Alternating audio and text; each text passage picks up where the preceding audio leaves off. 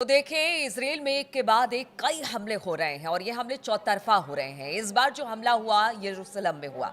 बताया जा रहा है कि यहाँ पर जो हमला हुआ उसमें कई लोग मारे गए हैं, कई लोग घायल हुए हैं। कहाँ पर ये हमला हुआ, किसने हमला किया, बातचीत करने के लिए मयंक मेरे साथ जुड़ गए हैं। मयंक, लगातार हमले हम देख रहे हैं इसराइल में और एक बार फिर से इसराइल के एक शहर को निशाना बनाया गया है।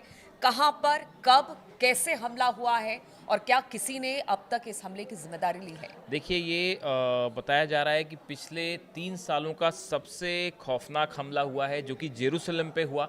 और इसमें जो है दो युवक आते हैं, दो लड़के आते हैं जिनकी उम्र बहुत कम है, एक 20 साल, एक 21 साल। ये दोनों एक बस में बैठ के आते हैं, जेरूसलम के एक बस स्टॉप पे पहुंचते हैं। ये रमोत जंक्शन था। यहाँ पे ये बस स्टॉप के पास पहुँचते हैं और वहाँ पे पहुँचते साथ फायरिंग शुरू कर देते हैं। ऑफिस का टाइम था, सोमवार को ये हमला हुआ है, कल ये हमला हुआ है। लोग ऑफिस जाने के लिए निकले हुए थे, दोनों आते हैं, दोनों ने फायर ओपन की। इनके पास जो है हथियार थे, इन्होंने फायर ओपन की। वहाँ पे जो है करीब बताया जा रहा है कि 30 से ज़्यादा लोग स्पॉट पे जो है वो घायल हो जाते हैं। उसमें से 6 लोगों की मौत हो जाती है। उसके बाद वहाँ पे जो गनमैन थे इजरायली फोर्सेस के, उन्होंने फायरिंग की और उस फायरिंग में इन दोनों लड़कों की मौत हो गई। जेरूसलम में ये हमला हुआ है और देखिए जो बताया गया, at least 6 people where killed and several injured after 2 attackers open fire on a busy bus stop in Jerusalem. Israeli official said marking the deadliest attack in the city more than 2 years. जो Israel का कहना है कि पिछले 2-2.5 सालों में सबसे बड़ा ये हमला हुआ। और कुछ लोग तो इसे 7 अक्टूबर का जो हमला था जिसमें 1200 इजरायली मारे गए थे उससे भी जोड़ के देख रहे हैं कि देखिए आप बस में, और ये एक बड़ा सुरक्षा लैप्स है, इसमें दो मत नहीं है। वेस्ट बैंक के ये दोनों लड़के रहने वाले थे। देखिए इनको जो इनकी पहचान हुई है, मुथाना ओमर 20 साल का है और मोहम्मद ताहा ये 21 साल का है। ये दो लड़कों की पहचान यानी हुई है। बहुत कम उम्र बहुत के कम हैं। उम्र के हैं और दोनों जो है वो वेस्ट बैंक के रहने वाले हैं, जो कि जेरूसलम के बाहर का इलाका है, ऑक्युपाइड वेस्ट बैंक है, यहाँ के रहने वाले हैं। और देखिए ये इस बात से अभी जो फौरी तौर पे सूचनाएं आई हैं, ये इस बात से नाराज थे जो इसराइल का ऑपरेशन हो रहा है गजा में, जो इसराइल का ऑपरेशन हुआ वेस्ट बैंक में, ये इससे गुस्से में थे। और देखिए 20 साल के, अच्छा इसके एक गौर करने वाली बात है कि हमास का इससे कोई कनेक्शन नहीं है। हमास ने ना इस हमले की जिम्मेदारी ली है, ना इनका कोई हमास से सीधा कनेक्शन निकल के सामने आया है। और इसके बाद जो नेतन्याहू का स्टेटमेंट आया, नेतन्याहू एक तो कल उनकी हियरिंग थी कोर्ट में, जो उनके खिलाफ केस चल रहा है उसकी हियरिंग थी जेरूसलम कोर्ट में। उन्होंने वो हियरिंग कैंसिल हो गई, उनको जो है कैंसिल करनी पड़ी हियरिंग। और पूरा इजराइल में कल जबरदस्त पैनिक वाला माहौल था।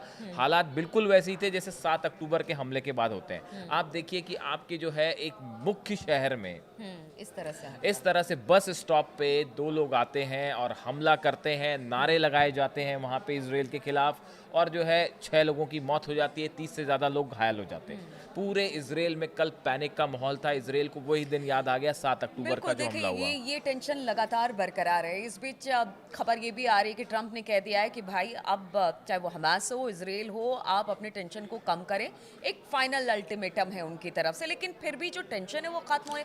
ऐसे में किस तरह से जो बंधक है उनको छोड़ा जाएगा हमास की तरफ से, और फिर इसराइल भी ये कहेगा कि हाँ वो जो पूरा गजा का इलाका है उसको छोड़कर पीछे हटेगा। ऐसे में क्या ये कुछ दिखाई दे देखिए रहा है, चाहे देखिए वो मैं फाइनल अल्टीमेटम ही क्यों ना ट्रंप का ये हो? आपका सवाल अच्छा सवाल है। कई सारे विदेश नीति के जानकार ये बता रहे हैं, कई सारे डिफेंस एक्सपर्ट ये बता के मान के चल रहे हैं कि नेतन्याहू का, शायद नेतन्याहू गवर्नमेंट का इंटरेस्ट ही नहीं है इस बात पे कि बंधक छोड़े जाएं। आप देखिए कल जो है परसों एक हमला हुआ रात को, जो कि गजा सिटी की सबसे ऊंची रिहायशी इमारत है जिस पे अटैक हुआ। और उस अटैक में वो इमारत पूरी तरह से ध्वस्त हो गई। उसकी विजुअल्स जो है आपने देखे होंगे, पूरे सोशल मीडिया में वायरल हो रहे हैं। और ये हमला होता है उसकी कुछ देर बाद ये अटैक हुआ है। देखिए कहते हैं ना कि हर every action has its opposite action also, तो बस उसी तरह का ये है। तो आप जब इस तरह की तस्वीरें सामने आती हैं, गजा में ऑपरेशन की, भूख से मरते बच्चे, वहाँ पे हमले हो रहे हैं, तो फिर इस तरह का गुस्सा जो है। और वेस्ट बैंक के ये दोनों लड़के बताए जा रहे हैं कि ये वेस्ट बैंक के रहने वाले थे। और इसके बाद नेतन्याहू उस साइट पे गए जहाँ पे ये हमला हुआ, और वहाँ पे जाके उन्होंने कहा we are pursuing and encircling the village from which the murderers came. We will reach everyone who helped them and who sent them, and we will take even harsher measures. उन्होंने कहा कि हम उस गांव में जहां से ये लोग आए हैं वेस्ट बैंक के, हमने उसको घेर लिया है, हम पता कर रहे हैं कि इनकी किसने मदद की, ये किन के साथ जुड़े हुए थे। तब वो नेतन्याहू की तरफ से ये स्टेटमेंट आया। उसके बाद देखिए इतामार बेन ग्विर हैं, कंट्री के नेशनल सिक्योरिटी मिनिस्टर हैं, इन्होंने ये कह दिया कि अब हर इजरायली को जो है वो अपनी सुरक्षा के लिए हथियार उठाने पड़ेंगे। तो ये सवाल ये है कि ये नौबत आई ही क्यों, ये भी अपने आप में एक बड़ा सवाल है। इसके अलावा जो डिफेंस मिनिस्टर है कार्ड्स, उन्होंने कहा है कि most severe and far reaching consequences होंगे इस हमले के। उन्होंने कहा कि ये पिछले कई सालों का सबसे बुरा हमला था और हम इसका पूरा जवाब देंगे।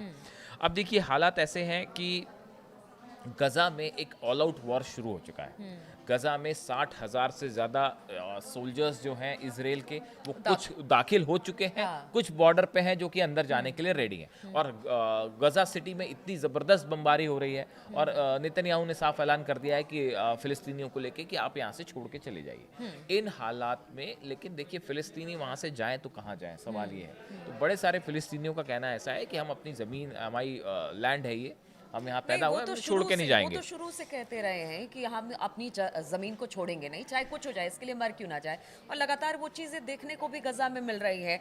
अब देखिए कि पिछले कुछ दिनों में हमने खामनेई साहब को भी सुना, कल परसों उन्होंने एक संदेश देने की कोशिश की है कि देखिए भाई बहुत क्रूर है इजराइल और वो तब तक नहीं मानेगा जब तक उसका बॉयकॉट नहीं किया जाएगा। उन्होंने पूरे अरब देशों से कहा है कि व्यापार और तमाम चीज़ें बंद कर दी जाए। क्या अब सबको साथ आने की जिसको लेकर लगातार अली खामनेई साहब कहते रहे हैं कि आओ एकजुट हो वरना हम नहीं लड़ सकते इसराइल से, जिस तरह की उसकी करतूत है। अब देखिए ये पूरे हालात ऐसे हैं कि गजा में अगले 7-8 दिन में ये तय हो जाएगा कि गजा में क्या होने जा रहा है। आर पार वाली सिचुएशन जो है वो वहाँ पे शुरू हो चुकी है और दोनों तरफ से हमले हो रहे हैं, हमास की तरफ से भी हमले हो रहे हैं, इसराइल की तरफ से भारी बम्बार्डमेंट हो रहा है। लेकिन इन हालात में ये जो इसराइल के अंदर हमले हो रहे हैं ये एक बड़ी चुनौती है। देखिए ये हमला वेस्ट बैंक से हुआ और ये जो दोनों लड़के हैं इनके बारे में अभी जानकारी हासिल की जा रही कि क्या ये किसी संगठन से जुड़े थे या इन्होंने खुद से ये फैसला लेके हमला किया। हालात तो ऑलरेडी बदतर है, उससे कोई इनकार नहीं कर सकता है। अब तो जो कुछ बचा है बस उसे ही खत्म होना बाकी रह गया है। लेकिन क्या चुनौती खत्म होगी? क्योंकि हुती हो या फिर हमास हो, हिजबुल्ला हो, लगातार तो इसराइल को टारगेट करता ही ये जो हुती की तरफ से हमले हो रहे हैं, हुती एक ऑर्गेनाइजेशन है जो हमला कर रहा है, हमास एक ऑर्गेनाइजेशन है जो हमला कर रहा है, हिजबुल्ला एक ऑर्गेनाइजेशन है हमला कर रहा है। इनके हमले जो हैं वो एक अलग चीज़ है कि इसराइल की इनसे लड़ाई चल रही है, युद्ध चल रहा है और ये हमले कर रहे हैं। लेकिन ये जो इस तरह के हमले होते हैं, लोन वुल्फ अटैक भी कहा जाता है इसको, जिसमें कोई नागरिक जो है वो गजा से परेशान होके या वेस्ट बैंक पे हमले की वजह से परेशान होके अगर हमले करने लगे, ऐसे हमलों को रोकना इजराइल के लिए बहुत बड़ी चुनौती है। आप देखिए पहले भी ऐसे हमले हो चुके हैं। 2023 की बात है, जनवरी में जब इस तरह का एक हमला हुआ था, पैलेस्टाइनियन एक रहने वाला बंदा था जिसने फायरिंग करी, उसमें 7 लोगों की मौत हुई। फिर नवंबर 2023 में इस तरह के हमले हुए, हालांकि वो हमास की तरफ से वो हमला था और उसमें भी जो है 3 लोगों की मौत हुई। फिर अक्टूबर 2024 में इस तरह का हमला हुआ, वो भी हमास ने किया था, उसमें भी एक शख्स ने जो है वो फायरिंग करी थी, उसमें जो है 7 लोगों की मौत हुई थी। तो ये जो सिंगल हमले होते हैं, जो एक प्रकार का ये आप गुरिल्ला वॉर टाइप जो हमले होते हैं, इसको रोकना बहुत, हमने देखा अमेरिका में जो हुआ था, अमेरिका में जो हमले हुए थे, आप ऐसे हमलों को रोकना बड़ा मुश्किल होता है। तो आपके जब अंदर घुस के भावनाएं हैं, वो आप कैसे ये गुस्सा है और ये जब अंदर घुस के आपके हमले होने लगे, जेरूसलम में अगर हमला हो जाता है, आप देखिए इतने बड़े पैमाने पर हमला हुआ, उससे पूरे इजराइल में जबरदस्त जो है एकदम खौफ का माहौल है। और ये हालात वैसे हैं जैसे 7 अक्टूबर वाला हमला था उसके बाद।